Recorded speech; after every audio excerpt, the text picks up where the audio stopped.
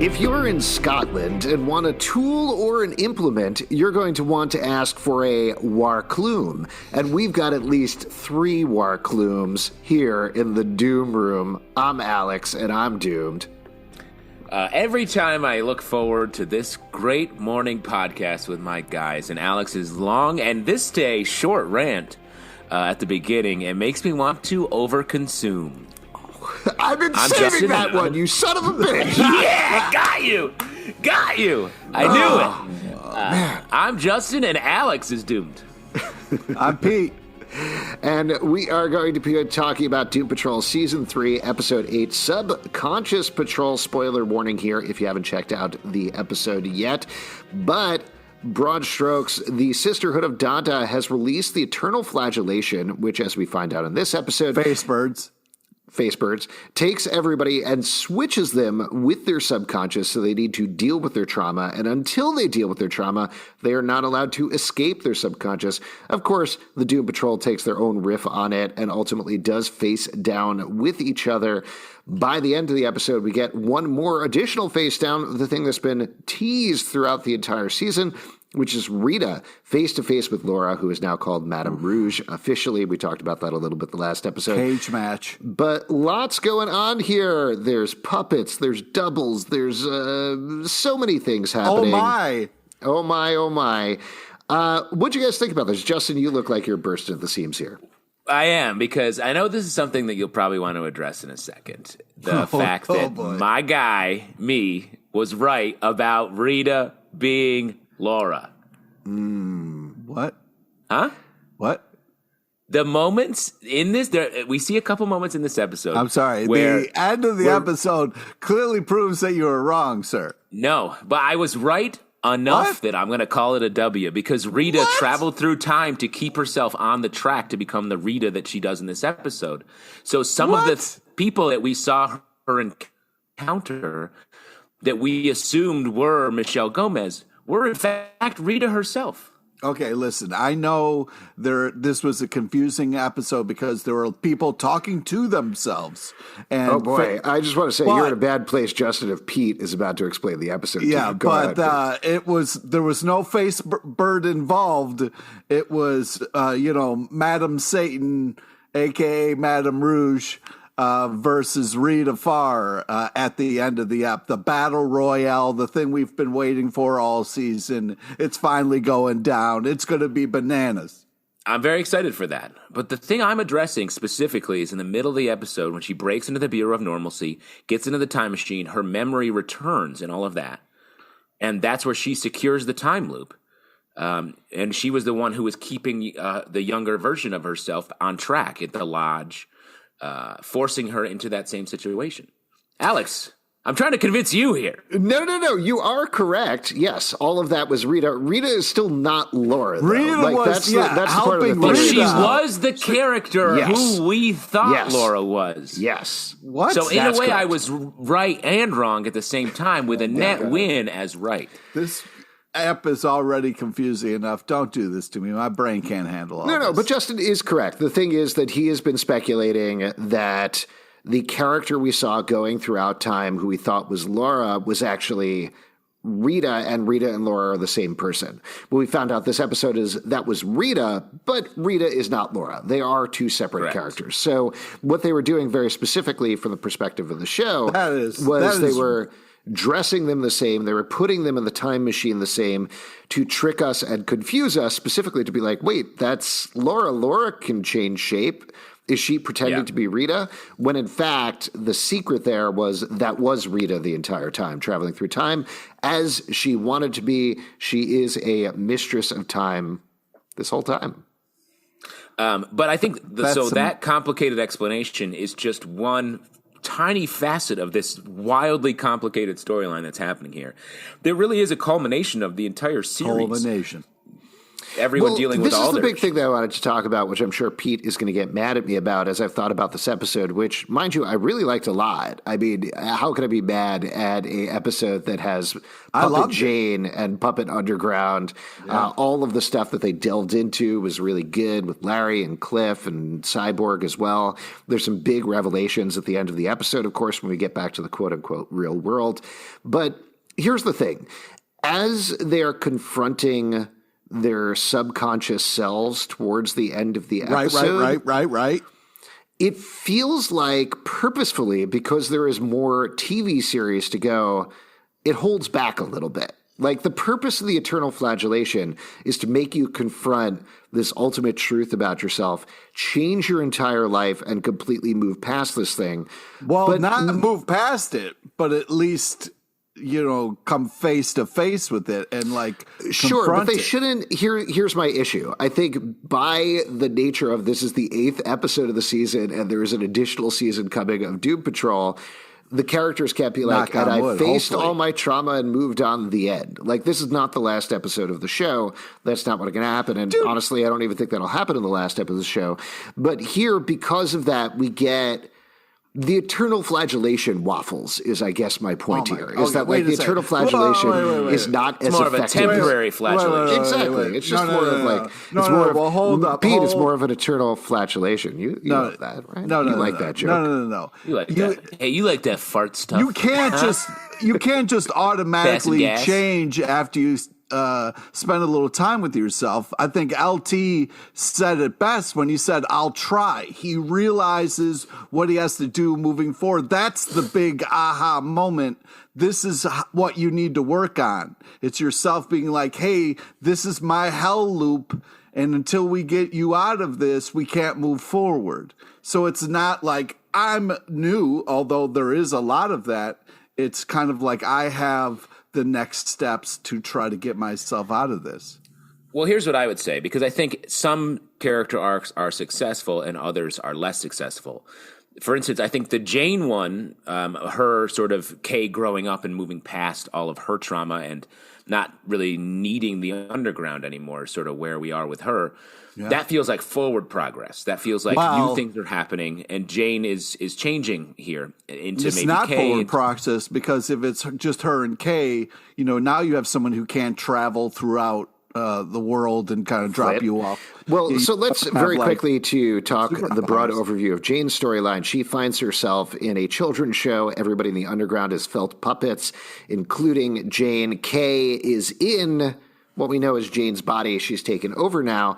And by the end of the episode, the thing that she has to confront is Kay, like you were saying, Justin, is decided, no, I want to grow up. I don't need any of you anymore. But then Jane freaks out, because I think the really smart revelation here, the thing that she realizes is, like we've been talking about for most of the past couple of episodes, is she's like, no, I'm selfless. We all need to be ready to move on. But when she's actually confronted with that idea that she's not going to exist anymore, she loses it. And that moment was phenomenal and dark and upsetting. But when she comes to the underground and she's prepared to be like, okay, I'm going to broker a deal. I'm going to beg for my life here. It's already too late. Everybody in the underground is left, and it's just her and Kay. So that's the overview of the storyline. Pete, what did you want to say? Well, I just wanted to kind of check in with you a little bit. Did you feel seen in this? As a puppet myself? Yeah, as a Muppet. Yeah, were you kind of like, this feels right? Oh, are you talking about my hands specifically? My Muppet hands? I'll mention this on the podcast. This is a really interesting fact for everybody. But I have what are medically called Muppet hands. So most people have medically, I don't know. It's a medical term. 2 lines on their hands, one that goes down, one that goes up. They don't quite meet through the middle of the hand, but I only have 1 line in the middle on each. And I'll say this is actually, I think, the second time I've talked about it on a show we did. The first time was it semi-organically came up on a live show. And I have never in my life met anybody with these hands. And I was like, yeah, I have these Muppet hands. They do this. And our guest was like, oh, I have those hands too. So. And let me throw this extra new thing here. My daughter has those hands. Really? Oh, yeah. Wow. Muppet hands lives. Oh, man. Your daughter or my daughter? That's it. Over the course of this, wow. Wow, being what reminded a reveal. of. I'm glad you guys are in separate places. If this was a live show, it would be a lot more awkward. Yeah. It's not awkward. It's just Alex and I have to have a very long conversation. Man. Yes. To answer your question, though, yeah, I love the puppet part. It reminded me very favorably. They did the same thing on Legends of Tomorrow, which they're not the same show, but like Legends of Tomorrow and Doom Patrol feel of a piece where they're both shows where they can go anywhere and do absolutely anything in the DC universe and don't feel necessarily beholden to rules. So I really liked it. Visually, it was fun. I enjoyed it. Also, it was kind of funny. They tore that sheep yeah, to pieces. Yeah, that was the first ones to, like, as soon as they were in their kind of thing, to kind of turn on each other, which was kind of a funny choice. I imagine it as Lamb Chop, the famous puppet lamb who sings the song that never ends. Yes, that's absolutely what the reference was there, even though it was the doll that Kay had when she was a kid. But that was very fun, and the way they executed ripping that doll apart was very fun as well. So I was saying I did really like this Jane storyline. I think it is like it's propelling the character into a new spot, dealing with new things. But then you have a storyline like Larry's Say, where it's constantly looking backward at the situations and the traumas and mistakes he's made in the past. And then in the present, he's always in the same place. He's like, I got to change. I got to move past this. And he's just been in that place over and over and over again for so long. And here we end with him picking up his little larva bug. Oh, man. And I think that could be a step forward. I don't want that to be alive. There's a relationship there, I think, happening. Oh, but I just feel like we need that forward progress, or at least a path forward for these characters, and not just re-examining these same traumas. My big problem with the Larry storyline... take it easy with that. Take that down a little bit. No, is that the wedding thing, which I thought was a really good thing to potentially play on, like you were saying, Justin, or like you were getting towards, doesn't really connect to the maggot thing. Which they did a much better job of connecting that to what was going on with his son, Paul, when his son Paul was there. That's what that's about. It's about fatherhood. It's not necessarily about, like, coming out to his mom or refusing to do his wedding. What are you talking about? That was like LT's about to become a mother to this larva bug, okay? And that larva bug might have decisions that kind of question LT's religion or belief system, and he's just got to kind of revisit that before he takes on mothering that bug. So I don't know, man. I think maybe you're off. So what you took away from that is that larva is going to grow up and immediately find religion? Is that what you're getting at? No, I'm just going to say maybe, that bug is like, I'm going to get a tattoo, Mm-hmm. And, or maybe it'll be into REM and it'll like losing my religion. Yeah, exactly. You don't know which way. Definitely get into REM. Yeah. The thing with I like how you see he's already been a father and sort of like he failed at that, and he has decided he's going to move past it in these last couple episodes, which I thought was great. And now he's become a mother, the bug mother. Yep. And maybe he'll be a better mother to this bunch of flies or whatever's inside. Two quick things that I wanted to say about that. I know we touched on this already, but I did think the scene of him picking up and cradling the larva is gross and awesome. Really enjoyed that. I'm creeped out by bugs, but I'm excited to see how that goes as they continue to push. But this is a baby bug. A maggot's a baby bug. Good. Awful. There was one time when I was probably about 11 or 12 years old. I was walking home from school, and I saw something moving on the side of the sidewalk, and it was a dead squirrel that was full of maggots that were crawling out of its flesh. Stop, dude. Stuck with me my entire life. Which my point is that's why I love them. Dude. The other thing that I wanted to mention, though, just as a overall structural thing for the episode that I thought was really cool and smart is this is, I believe, the first time the whole cast has actually been together. Yes. And the way that they worked it out that Matt Bomer and his body double as Larry Traynor could be in the same scene. Brendan Fraser and his body double as Robot Man could be in the same scene. And then since that doesn't quite work for Diane Guerrero, you could have the puppet come in. For Cyborg, you had the General Tony, which I think was it is what it is. We could probably talk about that in a second. Whoa. General Tony was awesome. The guy who played General Tony We'll get there. My did an point amazing job. My point being that they did a smart job in the writer's room of figuring out, like, oh, this is a thing we can do. Let's make this work physically so we can have everybody tear. And I just have to imagine it was also a nice time on set to be like, oh, yeah, we've been doing the show for 3 to 4 years. Now here all we are, which is cool. Yeah. Got the gang together. It's like it was a beautiful sort of party, almost like if a deer is killed beside the road and there's like a bunch of maggots swimming in and out of it. Like that was sort of like a party kind of a thing. Yeah. Let's stop it. But I did. Pete, how come you needed to take a full minute just now? I did. I'm glad that I hadn't just eaten breakfast because I would have puked all over my computer and microphone. That would have been a great podcast moment. Just because of the image of a squirrel? He was painting a picture, and I was right there with him on the walk, and it really grossed me out. What don't you like? The maggots eating the dead flesh? He was grossed out by the idea of people walking places. Yeah, take a car, blah. Come on, skateboard, tops. No, but the cliff on cliff, what the fuck moment, I could have watched that for 20 minutes straight. Like that was just, it was just really fun. That back cliff and forth. on cliff.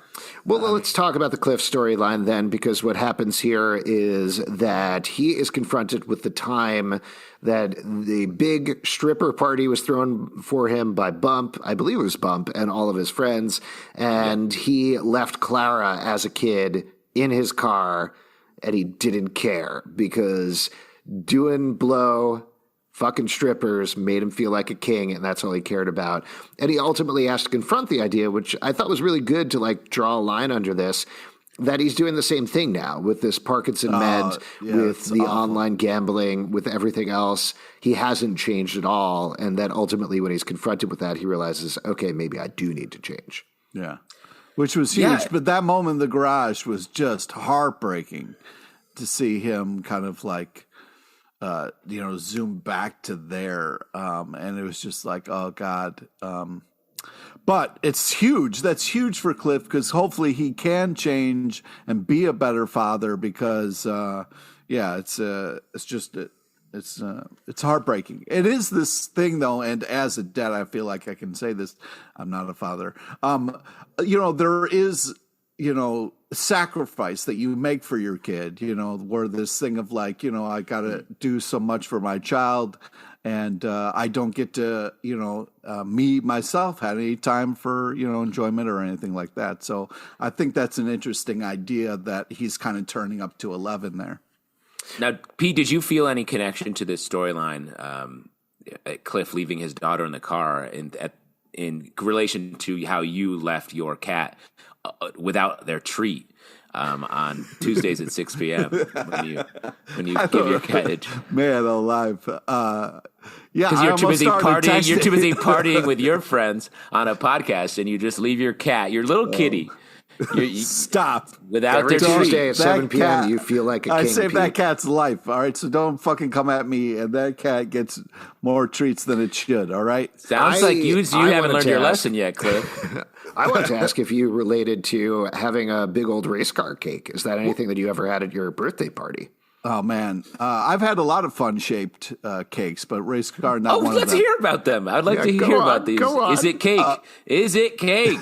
But I just wanted to say, like, as far as, like, the whole Cliff thing of it all is, that Trans Am is sweet. That is a sweet car. You shouldn't leave a child in that car. You know Wasn't it a Camaro? Is that the same thing? No, it's a Trans Am, you fuckers. They literally said it was a Camaro.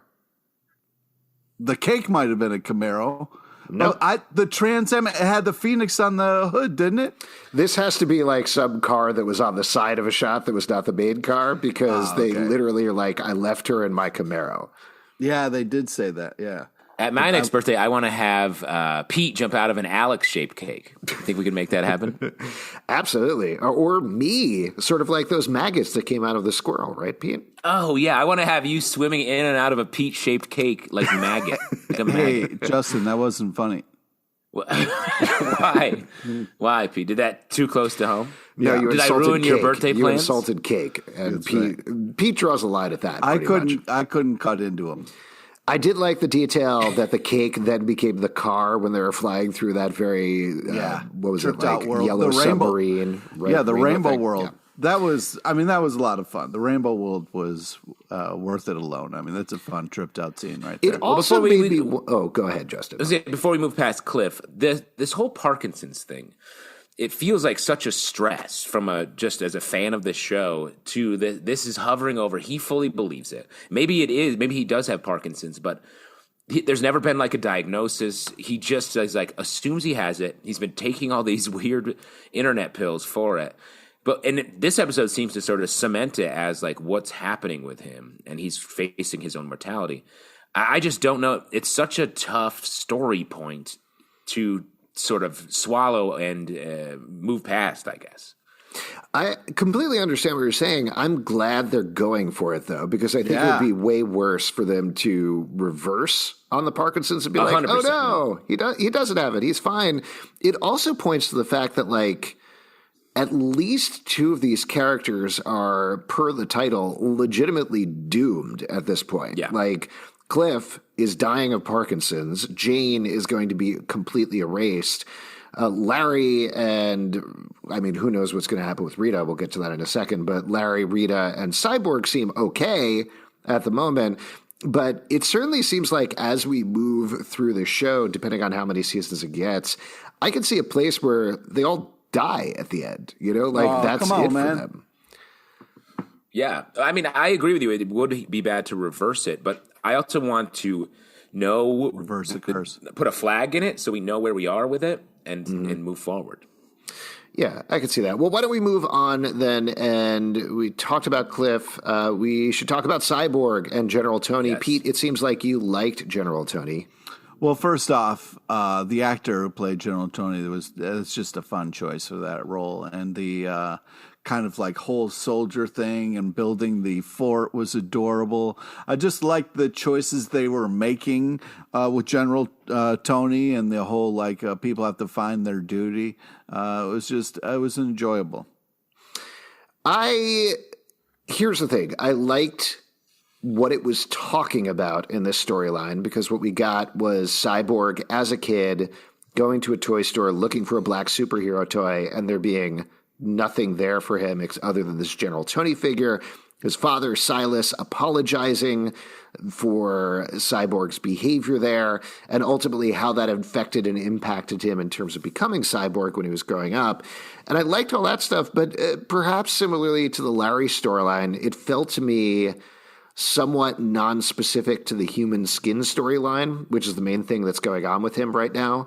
And I do wonder if there was some aspect of the script or something that was discussed at some point about having human Cyborg and robot Cyborg facing off, like that being the subconscious thing, but they didn't want to reveal human Cyborg until the actual end of the episode, which is understable. Yes, Pete. That's interesting. Okay, counterpoint, go fuck yourself. Because the idea of a, black child looking for something to relate to, getting frustrated about it, then immediately having the threat of cops called and like his life being ruined forever, and his dad pulling him aside and being like, hey, things are different for us. We cannot make mistakes. And he went from a 10-year-old to a soldier. He realized mistakes, you can die, explaining so much of why Cyborg is Cyborg in such a small moment. I thought it was unbelievable and really fun choices. I agree. I really liked that opening sequence, especially, and then it relating to, like, at the end, he realizes he never really had a childhood because he became this soldier and had to deal with these larger moral problems, racism, right and wrong, all these different things. The only thing, to Alex's point, is none of that really relates to him giving up the cyborg part and becoming human, having the human skin at the end. I think this was a great story about Cyborg dealing with his issues. I'm very curious how they're going to sort of double back on him losing the robot side of him as the sort of next step for him. Okay, those things do seem a bit unrelated. Yeah, that's exactly what I was saying. I like the storyline. I thought it was really powerful and it was really well executed. I just wanted to connect more to the overall plot line of what we've been dealing with Cyborg, specifically this season. Like, this was more really good general cyborg story versus the specific cyborg story of what's going on right now. But also, like, the little moment of giving a young cyborg a mom walk rock was really that was cool too. I wonder if they're going to circle back around Walk because rock. that's a really kind of cool thing to kind of And do. I did also really like the reveal at the end of the episode of all human cyborg. I mean, you knew it was coming and you understood it, and I don't think they were trying to hide it in any way, but the way it was shot. You knew his that was reaction- coming?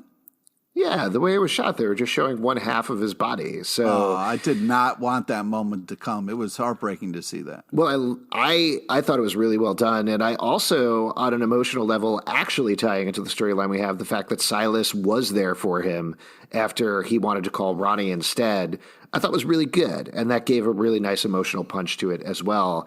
Like Justin's saying, it'll be really interesting to see what happens in the next episode with him in particular. That's the great thing about this kind of episode as well, which is very exciting, is this, you can't wait for the next episode because of how different where these characters are and how they're kind of made forward. For a lot of them, it's going to be very exciting.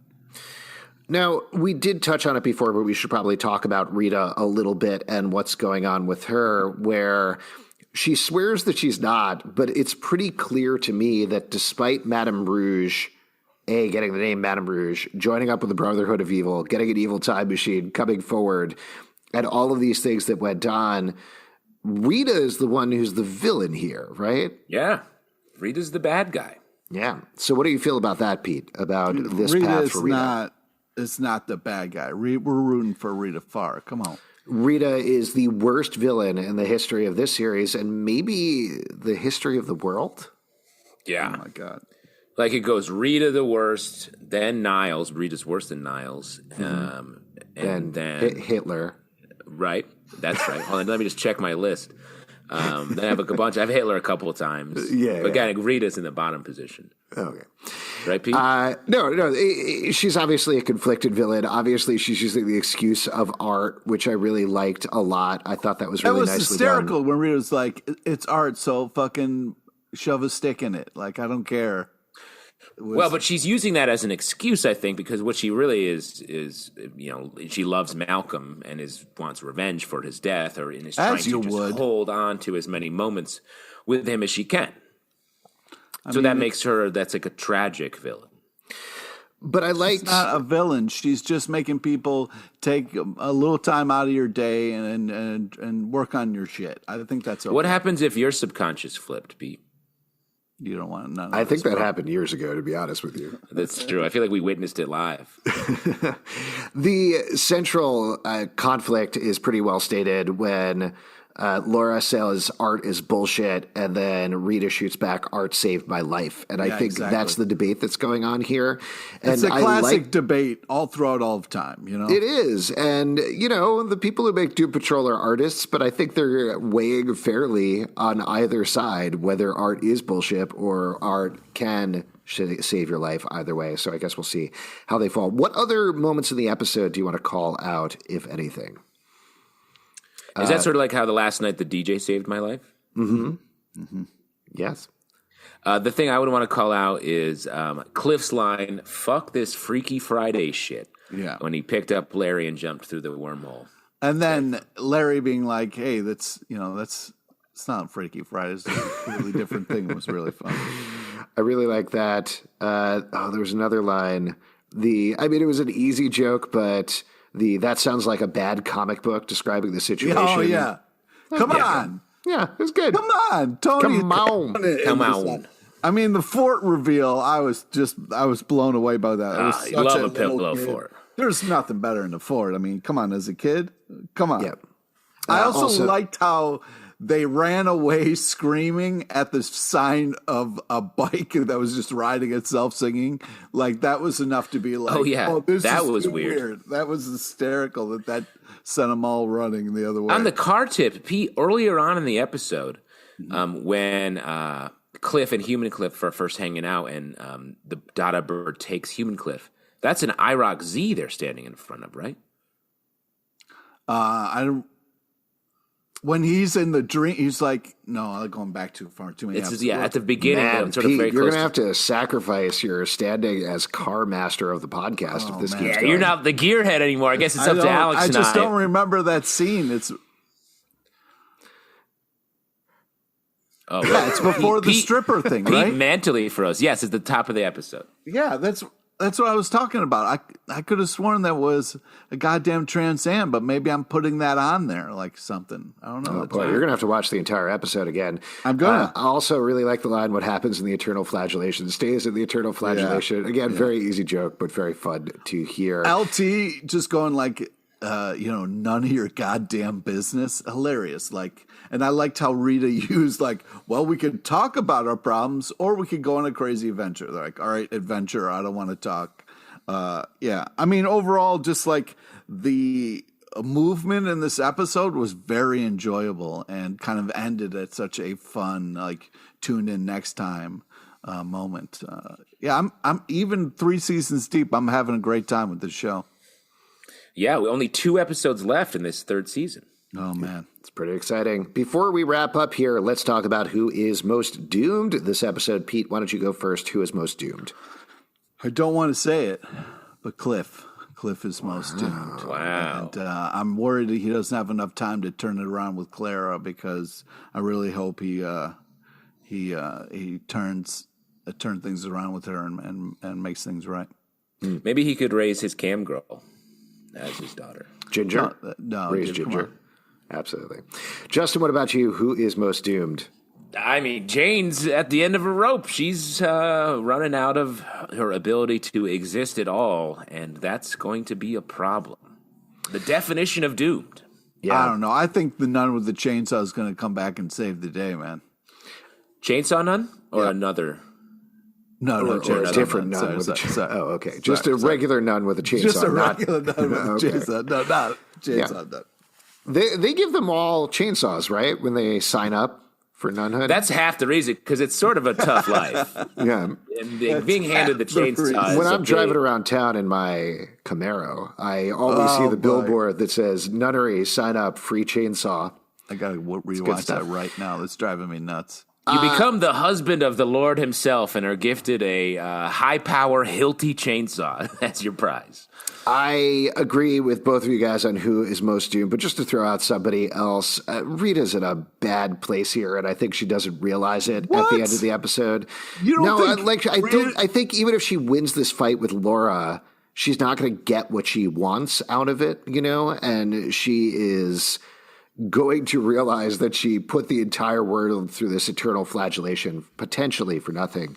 I also wanted to throw out, this is not about most doomed, but I was shocked, Pete, that you didn't shout out Niles as being most doomed. Specifically, there was a line in the episode that Rita says... You had me at fuck Niles. That was just the greatest line. We've been talking for half an hour and you didn't bring it up. You've changed. Yeah. You've changed, man. You don't know cars. You don't hate Niles Calder everybody anymore. Gets an off day sometimes, all right? You're like a squirrel swimming with maggots right now. If you would like to support our podcast, patreon.com/Comic Book Club. Also, we do a live show every Tuesday night at 7 p.m. to Crowdcast and YouTube. Coming out, we would love to chat with you about Doom Patrol. iTunes, Android, Spotify, Stitcher, or the app of your choice to subscribe, listen, and follow the show at Comic Book Live on Twitter, comicbookclublive.com for this podcast and many more. And before we go, a Pete of advice from Pete LePage. Hey, talking things out, it can help. Look into it.